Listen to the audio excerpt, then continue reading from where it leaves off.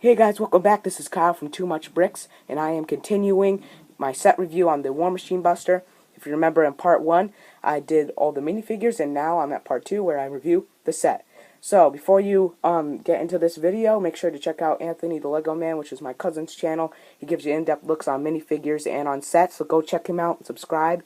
And subscribe to me if you haven't, and also subscribe to Andrew from Andrew Does Legos. He gives you awesome tutorials on Legos and stuff, guys. So, yeah, without further ado, let's get started.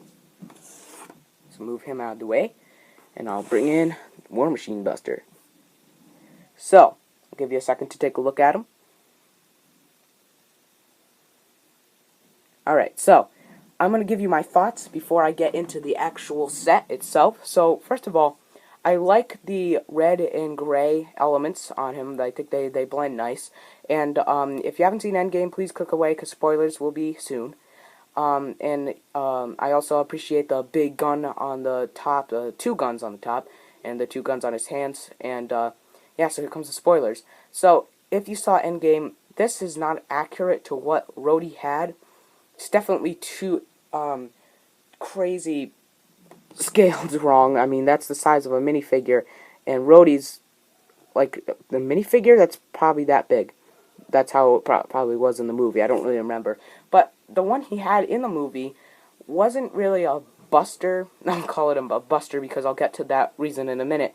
Because it wasn't as big as Tony's, I don't think. I couldn't really get a good view. But it was more like the Iron Patriot suit. It wasn't gray and red. This one's trying to be like the one from Iron Man 2, or one of the older War Machines, and it's not the right color scheme. But the reason I call it a buster is because the box says War Machine Buster, and are you busting War Machine? I mean, that name makes no sense, because the last one was called the Hulk Buster. It was a buster, I'll say, meant that Tony built to fight the Hulk. This isn't meant to fight War Machine. It's meant to fight Outriders. Could be called the Outrider Buster or the Thanos Buster, but I don't know why they did that. But anyway, I like him.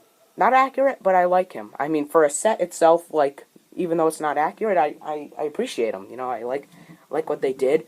When I first heard about this set coming out, this is the first thing I thought of right here. This big gun. I'm like, and when I saw it, I'm like, yeah, 6-shooter works. If you don't know about how those work, I'll turn it over to the side. You turn this knob here. I'm not gonna fire them off because I'll lose them forever, and they fire off. It can be articulated because it's on a ball joint right here, so that can be articulated all different ways.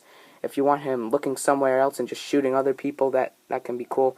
You also got a nice little gun up here with flick fire missiles. If you don't know how those work, you just flick the backs of them, and they're supposed to go flying. But yeah, so that's really cool. He's got his arc reactor core there, and he's got two guns right here. Now those come with the War Machine. One goes on his back and one goes in his hand, but you can't have either of them on War Machine when he goes inside here. I'll show you how he goes inside there in a second. So there's two little clips underneath here, those little red dots there, and you just click those two guns in, and they're stud shooters. So if you don't know how those work, you press the little button on top and the stud goes flying. And he's got some nice little knee pads here. I don't know, but the symbol kind of looks like the flux capacitor from Back to the Future. I don't know if you guys see that, but I like those. I think these were shields for some Star Wars set, maybe the Riot Troopers. I don't know. Anthony, if you're watching this, let me know. My cousin is an expert in Star Wars, so go check out his channel. And so these little pads on the bottom of the feet, they move up and down, just like that. There's nothing really special there. You got full articulation in the foot and in the legs. Nothing on the back, really. The only thing I'm upset about here is these can rotate, which are cool, but you have no articulation in the elbows. These little shoulder pads, they can be taken down. I don't know why they did that. It doesn't really look good in my opinion, but that's kind of cool, I guess.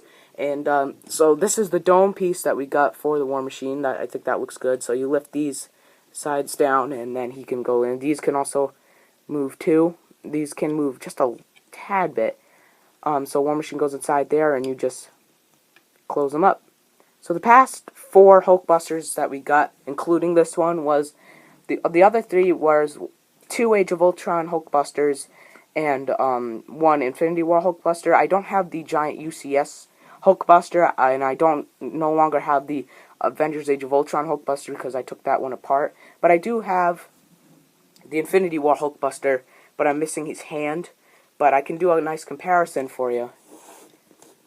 So, putting him in front of the War Machine Buster. So, obviously, he's a different color, and the dome is different. Same piece, just different print. Yeah, so they're both about the same size. Aside from War Machine having the big guns. Actually, you know that the War Machine Buster might be a little bigger. I'm trying to measure it right now. So that's them at full height. Yeah, I think the War Machine Buster might be a little bit bigger. Tell me, guys, if you can see that. But they're relatively the same size, and it works the same way. You just put your figure inside that.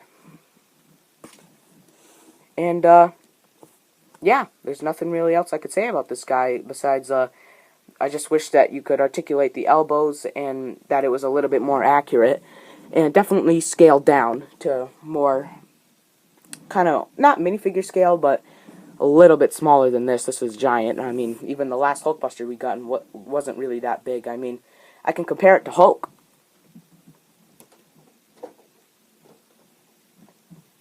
Right here, in the Age of Ultron, Hulk punches the Hulkbuster, and their fists just go like a giant fist pump.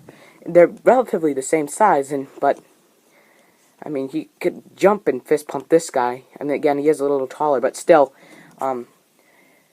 Otherwise, I think it's good for its own set. I really like it, and I think that concludes the set review.